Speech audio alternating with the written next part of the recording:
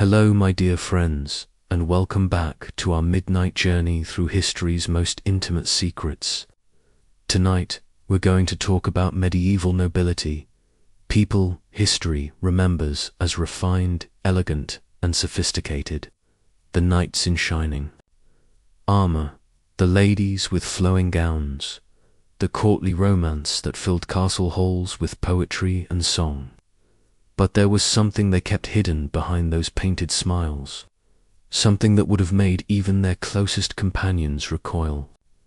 In horror, something that reveals the desperate lengths humans will go to for acceptance and love, before we step into their perfumed world of deception. If these stories help you sleep or simply feed your curiosity about the past, a gentle like means more than you know, only if it feels right. Now, dim your lights, maybe light a candle, and let me take you somewhere history textbooks fear to tread.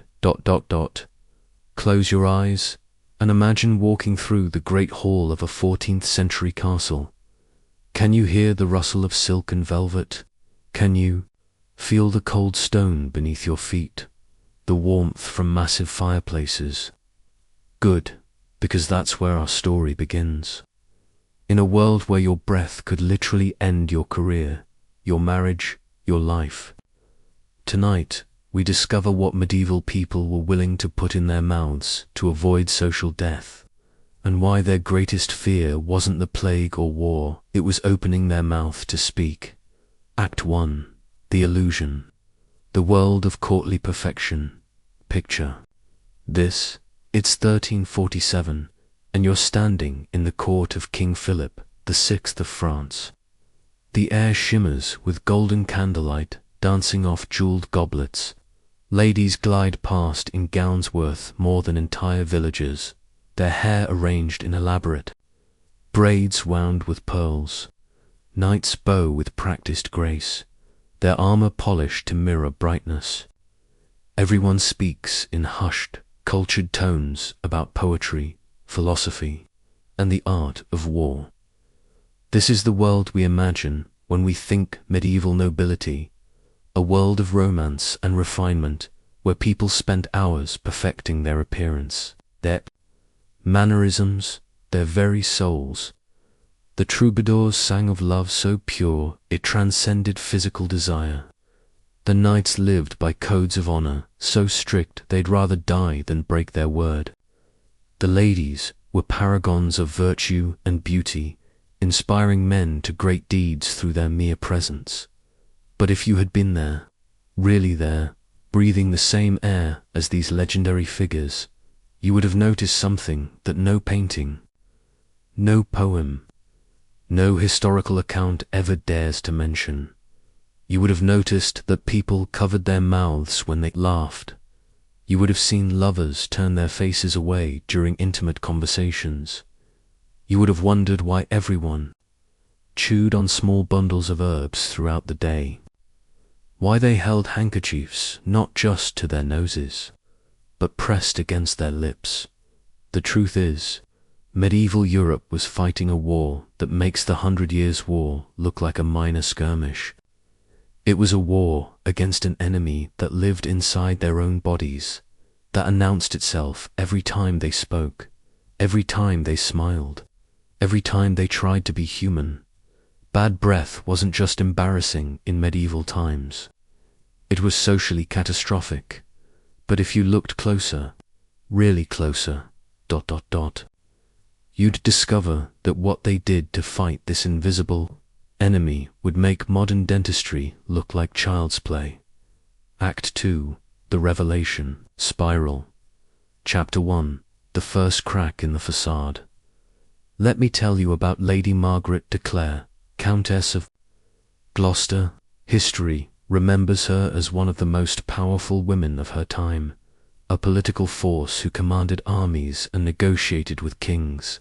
Her portrait shows a serene face, rosebud lips curved in a gentle smile. What it doesn't show is what those lips were hiding. Medieval people understood something we've forgotten. Your breath was a window to your soul. They believed that bad breath indicated moral corruption, that the smell emanating from your mouth revealed the state of your spiritual health. In a world where your reputation determined whether you lived in luxury or died in poverty, halitosis wasn't just a social problem, it was literally life or death. So they developed solutions. Oh, did they develop solutions? The most common remedy sounds almost quaint by today's standards. They chewed on herbs, mint, parsley, fennel, anise. Sounds reasonable, right? Like an ancient breath mint. But here's what your history teacher never told.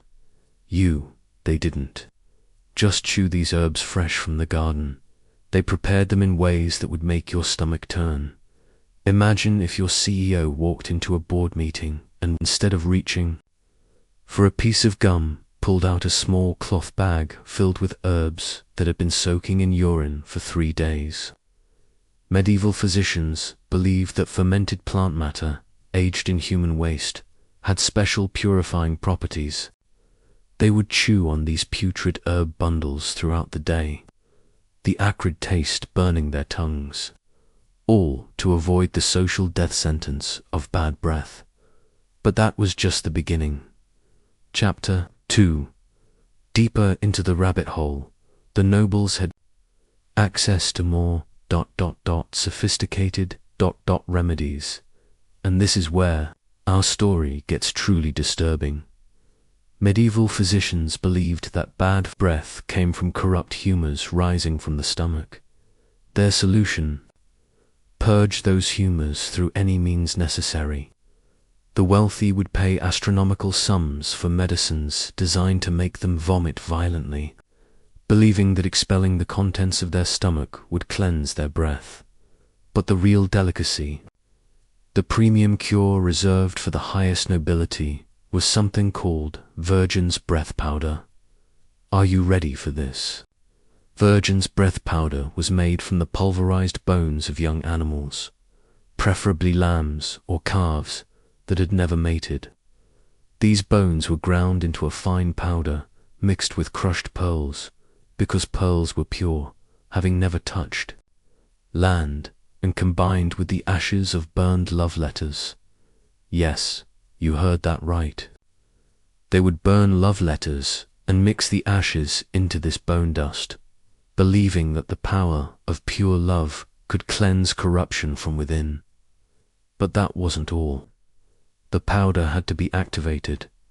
They mixed it with morning dew collected on the feast day of Saint Apollonia, the patron saint of toothaches. And then, here's the part that will make your skin crawl. They stirred it with a splinter of wood taken from a criminal's gallows. They believed that something touched by sin could recognize and neutralize the sin in their own bodies.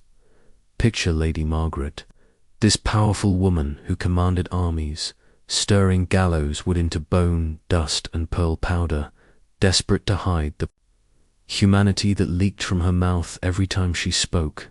Chapter 3. The Dark Truth.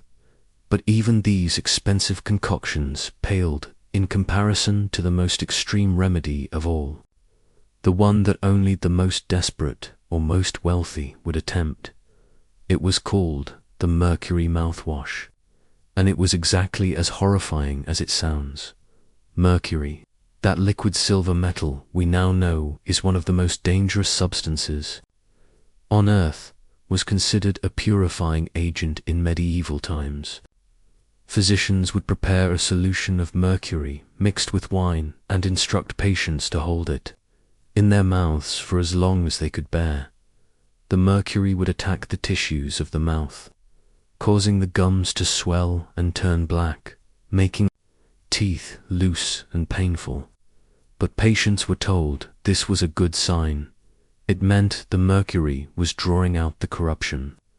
They would spit out blood, tissue, sometimes even teeth, all in the name of achieving sweet breath.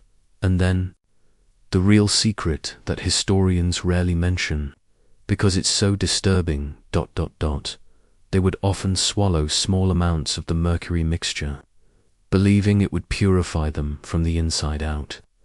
The mercury would accumulate in their organs, causing tremors, memory loss, and personality changes.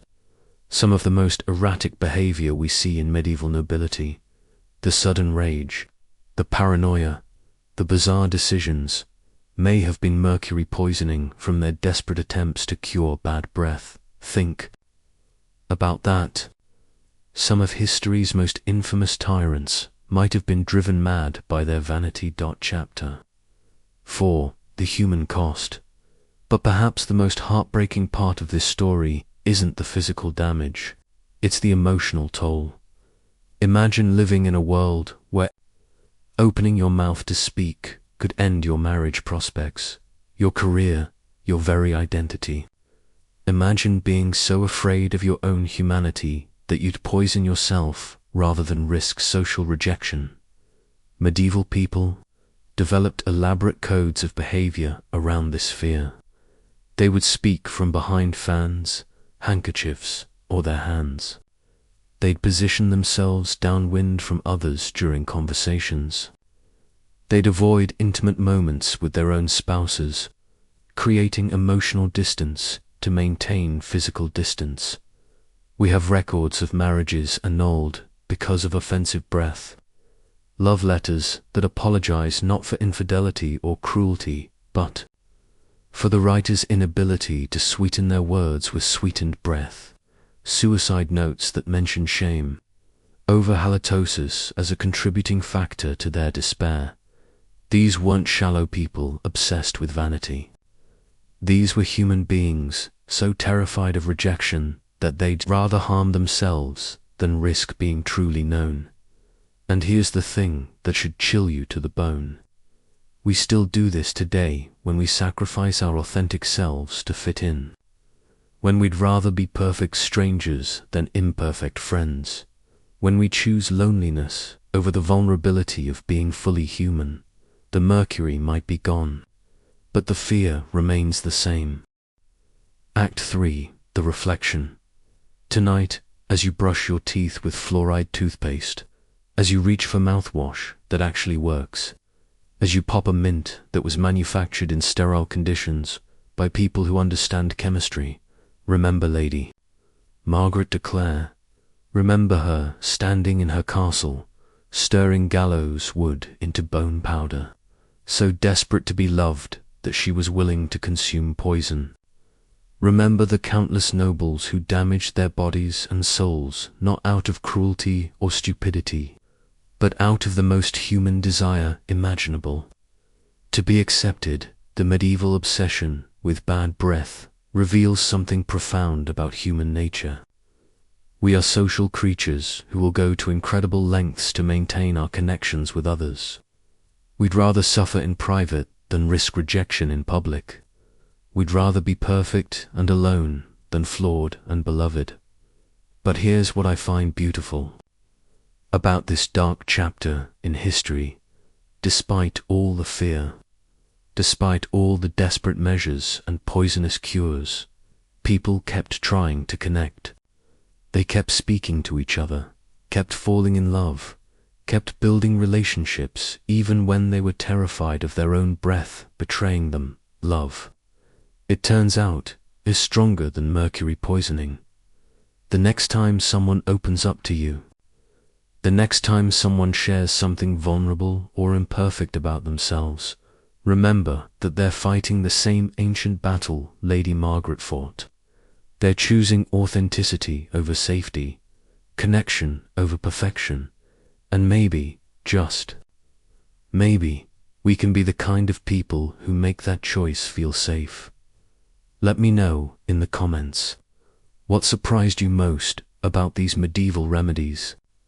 Have you ever felt so self-conscious about something that you considered extreme measures to fix it?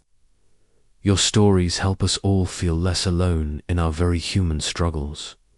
Sleep well tonight, knowing you live in gentler times where the cure isn't worse than the condition, where being human is allowed, and where love doesn't require poisoning yourself to be worthy of it. Sweet dreams, my dear friends.